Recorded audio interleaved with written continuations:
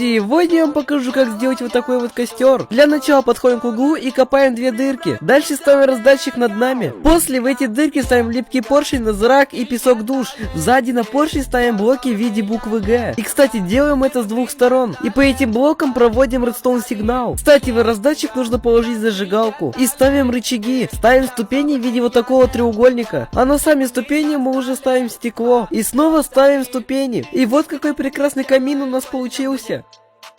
Кстати, скачать крутейшие моды для Майнкрафта на ваших телефонах вы можете по ссылке в шапке профиля. Likey.